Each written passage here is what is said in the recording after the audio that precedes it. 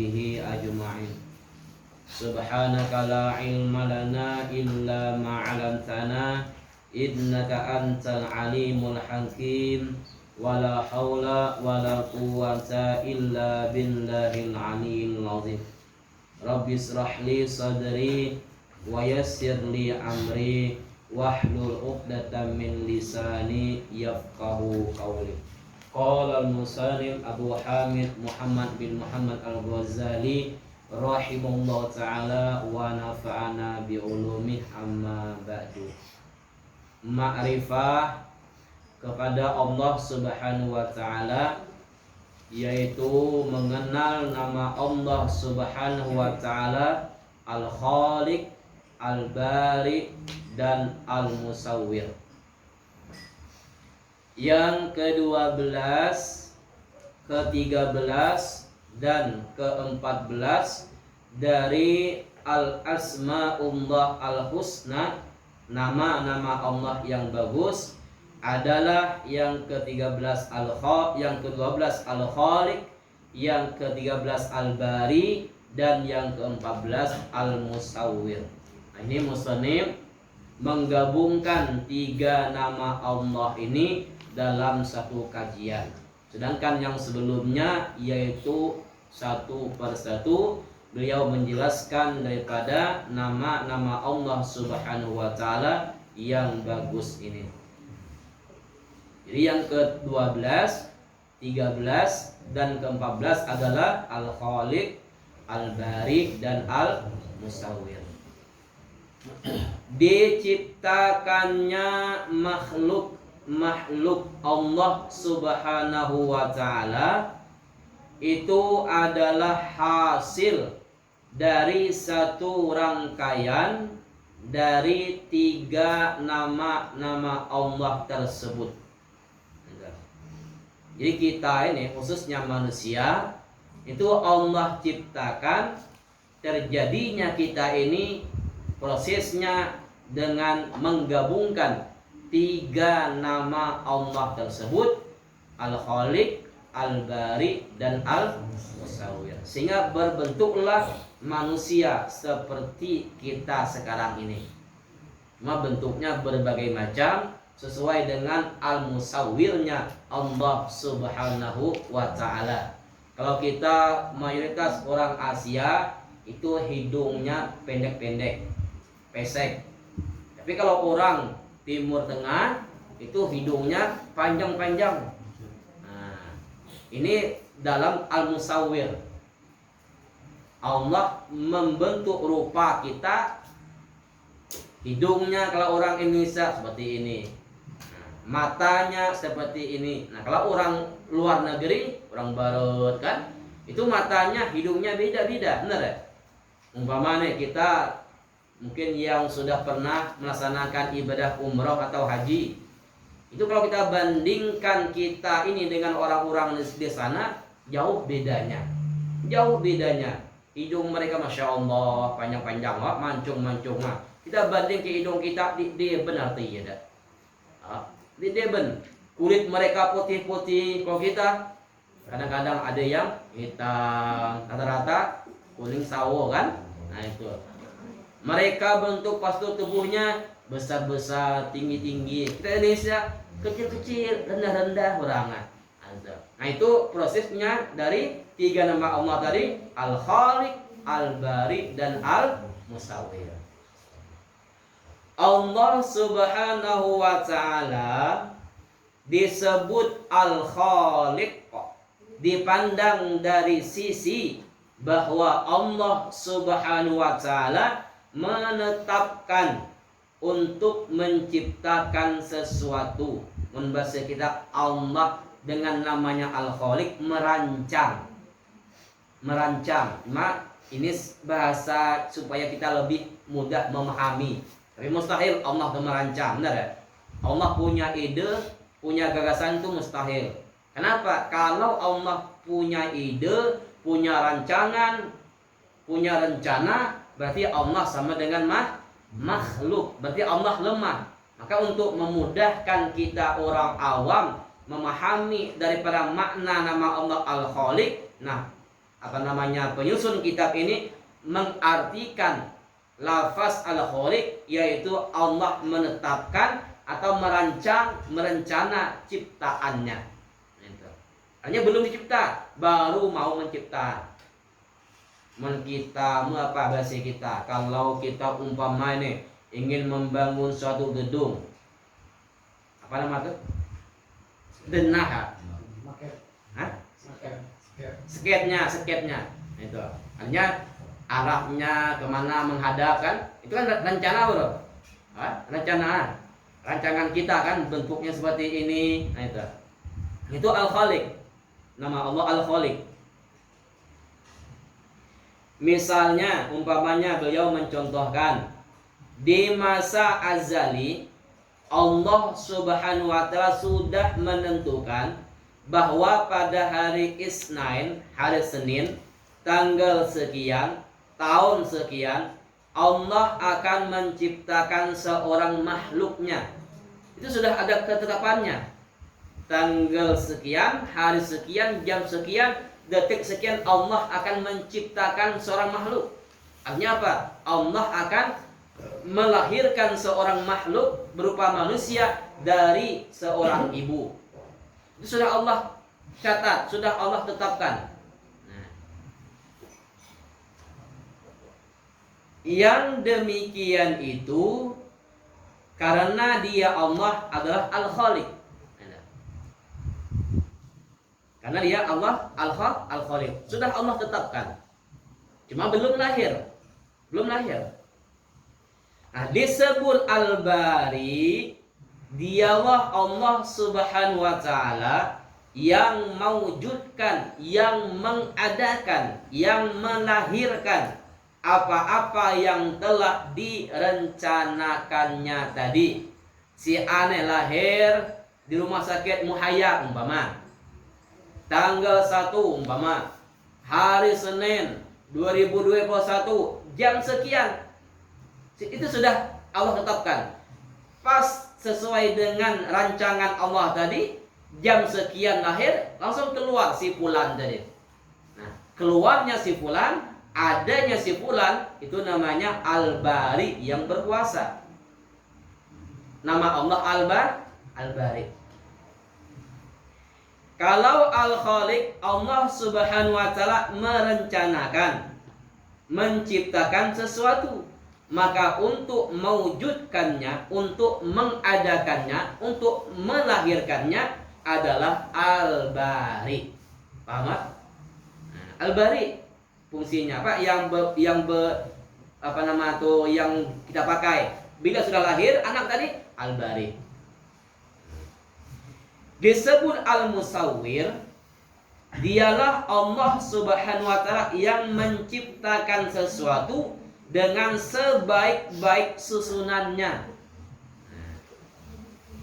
Ketika lahir si anak tadi, itu Allah yang berfungsi membaguskan bayi tadi. Ada tangannya, 2 belah, ada kakinya, pokoknya lengkaplah panca indera ini. Rupanya bagus. Itu yang berperan adalah nama Allah Al-Musawwir. Jadi kita ulang, Al-Khaliq yang merencana, Al-Bari yang mengadakannya. Nah, Al-Musawwir yang membaguskan apa yang Allah ciptakan tadi. Nah, kalau manusia seperti ini rupanya, kalau binatang seperti rupanya, itu musawwir sudah. Nah, kalau tumbuh-tumbuhan seperti ini tumbuhnya nanti, nah itu Al-Musawwir. Jadi 3 nama Allah ini tidak dapat dipisahkan. Tidak bisa dipisahkan. Makanya Musonif Al-Imam Ghazali menggabungkan 3 nama Allah, Al-Khaliq, Al-Bari, dan Al-Musawwir. Dia rupakan dengan sebaik-baik bentuk atau rupa. Yang demikian itu disebut Al-Musawwir. Kayak kita manusia kan, Allah beri 2 matanya, Allah beri hidungnya, ada lubangnya, Allah beri mulutnya, Allah beri telinganya di sebelah kiri, di sebelah kanan. Apalagi Allah beri tangannya, kakinya, dan yang lainnya. Sehingga apa? Berbentuklah manusia. Nah, itu yang berperan adalah nama Allah Al-Musawwir. Setiap apapun yang diciptakan oleh Allah Subhanahu wa Ta'ala adalah merupakan karya ciptanya yang sangat indah, sangat agung, dan menakjubkan. Apapun yang Allah cipta, walaupun cuma secara kasat pandangan mata kita tidak bagus. Umpama kita melihat sesuatu nih, yang hakikatnya ia mengadakan Al-Khaliq, Al-Bari, dan Al-Musawwir. Cuma secara kasat mata kita, menurut pandangan kita itu tidak bagus. Tidak bagus. Mungkin kita beranggapan, untuk apa Allah menciptakan benda ini? Nah, kenapa? Karena menurut logika kita, benda yang Allah ciptakan tadi mungkin bagi kita tidak ada manfaatnya, tidak ada gunanya. Tapi menurut Allah Subhanahu wa Ta'ala, itu merupakan karya ciptaan Allah yang sangat indah, yang sangat bagus, yang sangat agung dan menakjubkan.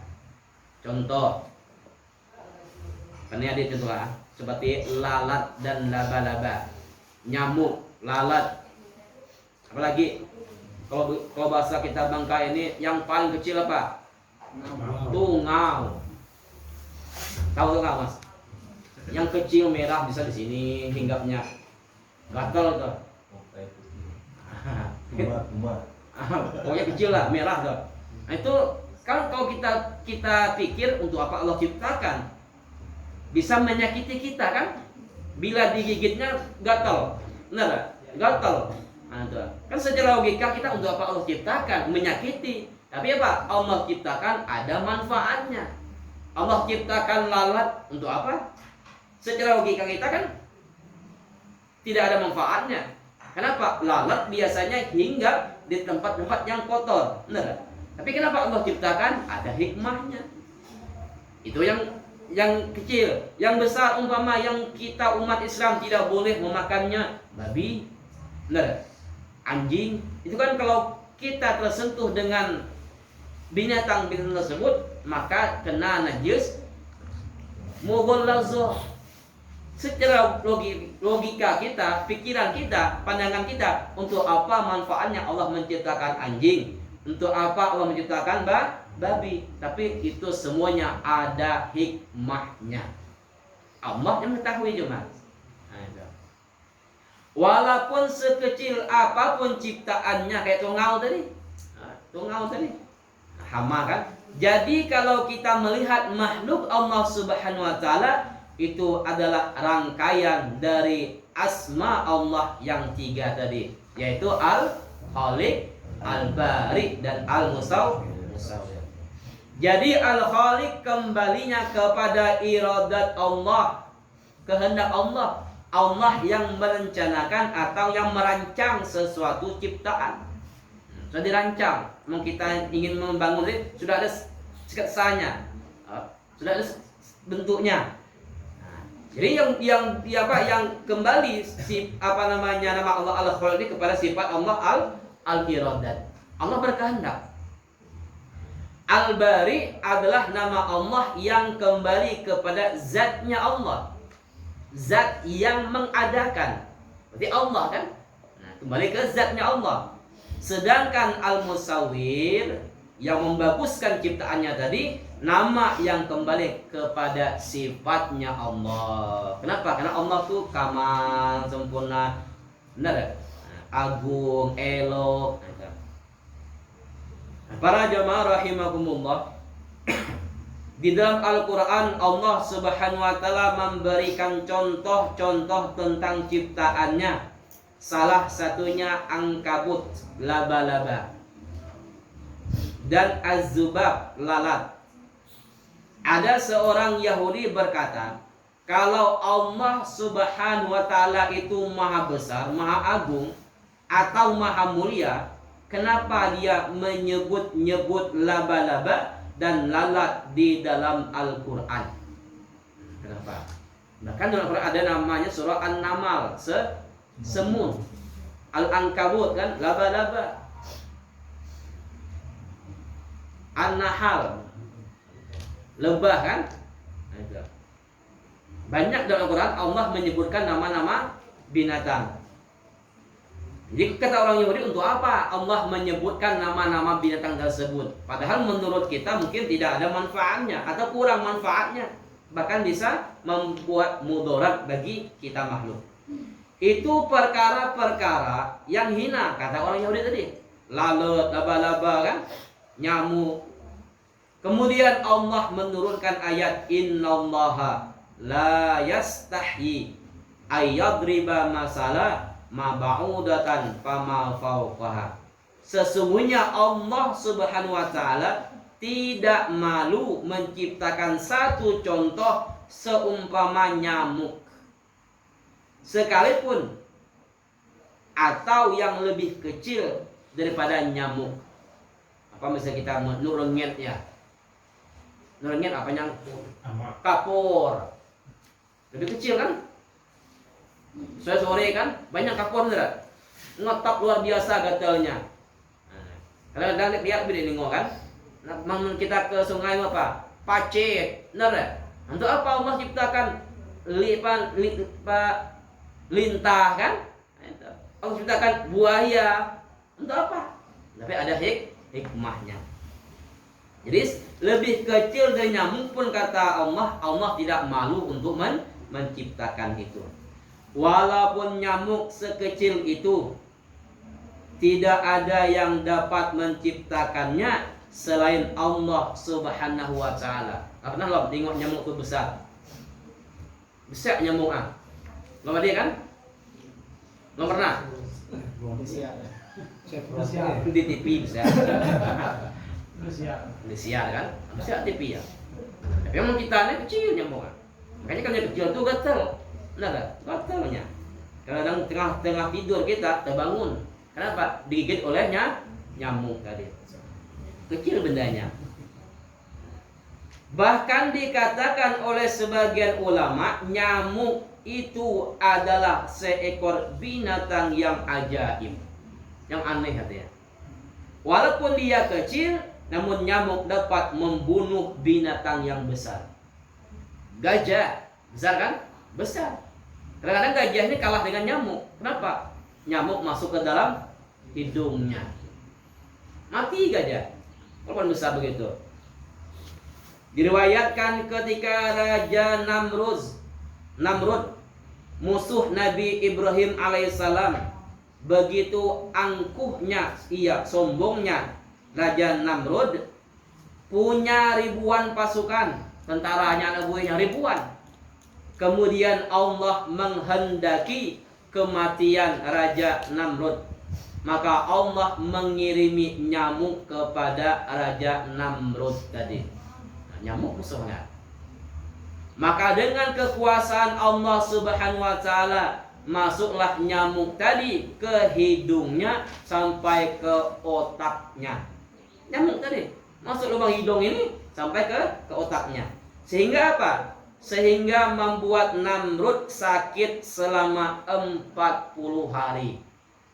Seminggu lebih Namrud sakit akibat masuk nyamuk ke dalam hidungnya.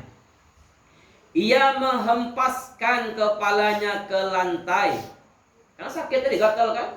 Ini untuk menghilangkan rasa gatal tadi, dia apa itu namanya? Ini kan betul ini. Lah nua-nua terlalu sering, pecahlah, sakitlah kepala. 40 hari kan? Jadi ketika dia gatal, dia hempaskan kepalanya ke lantai.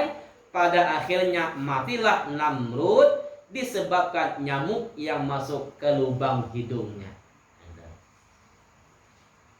Terciptanya nyamuk ataupun makhluk hidup lainnya membuktikan bahwa Allah Subhanahu wa taala bernama Al-Khaliq, Al-Bari dan Al-Musawwir.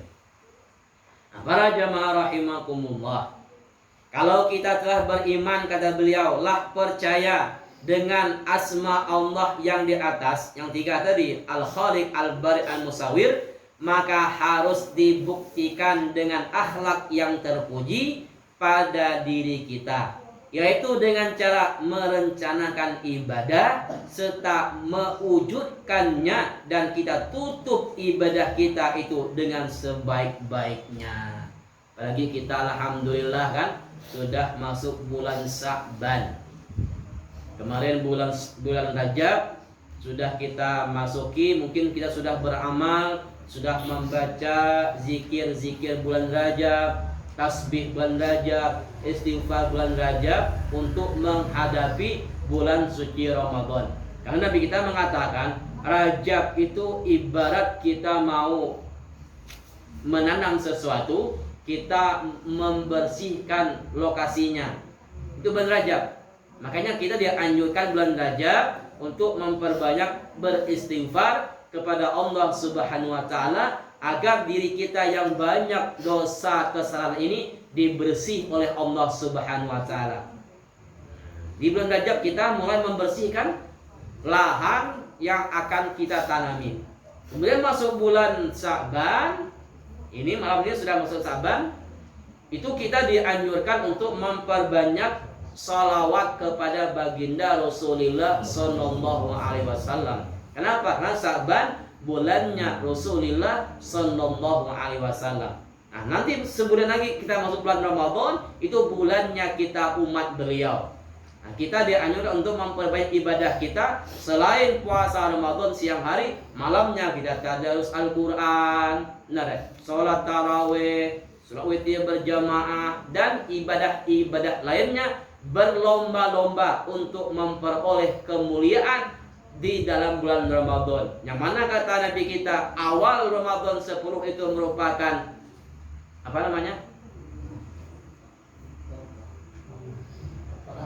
Rahmat Allah.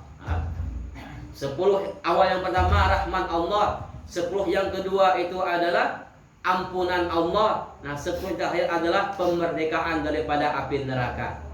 Nah, di orang-orang yang sudah mempersiapkan dirinya mulai bulan Rajab, bulan Sya'ban dengan banyak salawat, bulan Rajab dengan banyak istighfar, maka dia akan mudah untuk beribadah di bulan Ramadan. Jadi kata ulama tadi, bulan Rajab kita membersihkan lahan untuk kita bertanam, bulan Sya'ban kita menanami, menjaganya, memeliharanya, maka bulan Ramadan kita akan memanenkan apa yang kita tanam tersebut. Nah, ini hikmahnya. Tapi kalau kita bulan Rajab tidak banyak ibadah, tidak membersihkan lahan untuk kita bertanam, maka bulan Sya'ban kita tidak bisa bertanam. Kenapa? Lahannya belum dibersih. Kalau kita tidak bisa menanam di bulan Sya'ban, maka apa yang akan kita tunaikan, yang kita tuaikan, yang kita hasilkan di bulan Ramadan? Maka kata Nabi kita, masuk neraka orang yang habis bulan Ramadan, dia tidak diterima oleh Allah Subhanahu wa taala, akan tidak diampuni Allah taala akan dosa-dosanya. Ini.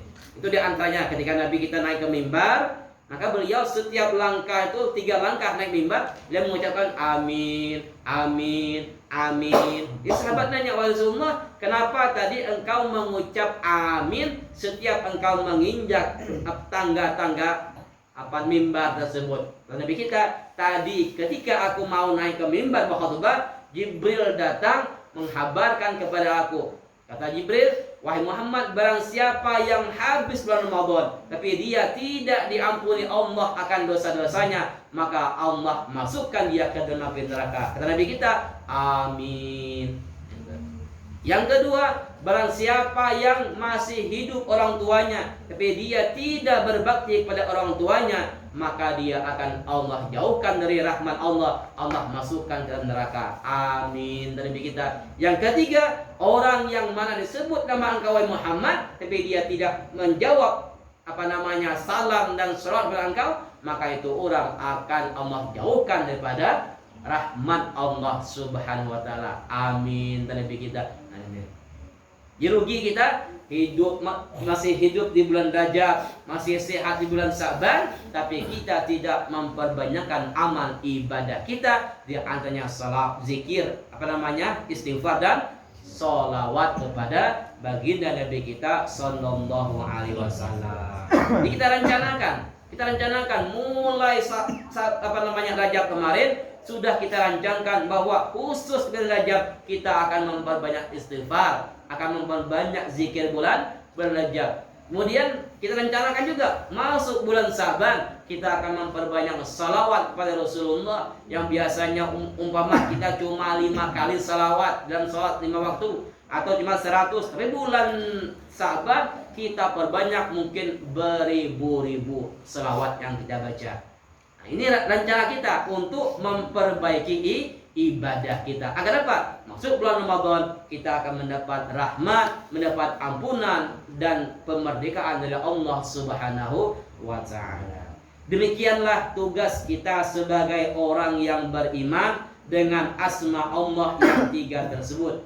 Karena tugas kita di dalam dunia ini hanya untuk beribadah atau mengabdi kepada Allah Subhanahu wa taala sesuai dengan firman Allah, "Wa ma khalaqtul jinna wal insan illa liya'buduni." Tidak aku ciptakan, kata Allah, jin dan manusia kecuali hanya untuk beribadah kepada aku. Kalau keimanan kita sudah mantap dengan Al-Khaliq, Al-Bari, dan Al-Musawwir, maka dengan sendirinya kita akan selalu merencanakan ibadah-ibadah yang akan kita lakukan. Ibadah untuk hari esok sudah terencana dengan baik. Hari esok harus lebih baik daripada hari ini. Hari ini apa ibadah yang sudah kita baca? Umpama hari ini kita beristighfar 100 kali. Nah, rencana kita besok istighfarnya 101 kali paling tidak. Hanya Pak, harus lebih daripada hari ini. Hari ini kita berselawat 100, besok 200. Itu sudah rencana. Sudah ada rencana kita, target kita. Itu agar kita lebih menjadi hamba Allah yang beruntung. Semua ibadah yang akan kita lakukan esok harus lebih baik daripada ibadah pada hari ini. Baik kualitasnya, kekhusyuannya, ataupun jumlah ibadah yang dilakukan. Nah, setelah perencanaan ibadah yang sudah baik, baru ibadah diwujudkan. Lah kita rencana, umpama kita tulisnya, catat, besok aku mau silaturahmi, besok aku akan baca Al-Quran sekian ayat, besok aku akan berzikir sekian kalimat, besok aku selawat sekian banyaknya, besok aku bertasbih sekian banyaknya. Sudah ada rencana, sudah catat. Nah, besok apa-apa yang kita rencanakan, kita wujudkan. Hanya apa? Besok kita silaturahmi, besok kita baca Al-Quran, besok kita berzikir, besok kita beristighfar, besok kita berselawat. Nah, kita wujudkan apa yang kita rencanakan tadi. Mewujudkan, mengadakan ibadah dan rencana yang baik itu adalah merupakan tanda beriman, percaya kita dengan Al-Bari. Setelah itu baru kita tutup ibadah itu dengan baik dan indah. Nah ini apa namanya, akhlak orang-orang yang beriman, orang-orang yang percaya dengan nama Allah yang ke-12 yaitu Al-Khaliq, nama Allah yang ke-13 Al-Bari, dan nama Allah yang ke-14 Al-Musawwir. Bahwa kita merencanakan ibadah kita setiap harinya dan kita laksanakan, kita wujudkan ibadah-ibadah apa yang sudah kita rencanakan tadi. Semoga Allah Subhanahu wa taala dengan namanya Al-Khaliq, Al-Bari, dan Al-Musawwir membaguskan setiap ibadah yang sudah kita rencanakan, membaguskan dan mengindahkan dan memudahkan ibadah yang sudah kita lakukan. Agar apa? Semoga dengan sisa-sisa umur kita ini kita memperoleh keberkahan dari Allah Subhanahu wa taala, mendapat hidayah, mendapat taufik agar kita bisa istiqomah dalam beribadah kepada Allah Subhanahu wa taala. Amin ya rabbal alamin. Al-Fatihah. A'udzu billahi minasyaitonir rajim. Bismillahirrahmanirrahim. Alhamdulillahirabbil alamin. Arrahmanir rahim. Maliki yaumiddin. Iyyaka na'budu wa iyyaka nasta'in. Ihdinas siratal mustaqim. Siratal ladzina an'amta 'alaihim ghairil maghdubi 'alaihim waladdallin. Amin ya Allah. Bismillahirrahmanirrahim. Alhamdulillahirabbil alamin. Allahumma salli wa sallim ala sayyidina maulana Muhammadin wa ala alihi wa sahbihi ajma'in. Allahumma ighfir lana dzunubana wa liwalidina warhamhum kama rabbayana shaghira wa li jami'il mu'minina wal mu'minat wal muslimina wal muslimat al ahya'i minhum wal amwat. Allahumma inna nas'aluka at-taubata wal maghfirata wat taufiqa wal hidayah wal istiqamata wa husnal khatimah. Allahumma inna nas'aluka ilman nafi'a wa amalan mutaqabbala wa rizqan halalan tayyiban wasi'a. Allahumma barik lana fi sya'ban ballighna ramadan wa inna ala siyam wal qiyam wa tilawatil qur'an bi rahmatika ya arhamar rahimin. Rabbana atina fid dunya hasanah wa fil akhirati hasanah wa qina azabannar. Wa sallallahu ala sayyidina maulana Muhammad wa ala alihi wa sahbihi ajma'in walhamdulillahi rabbil alamin.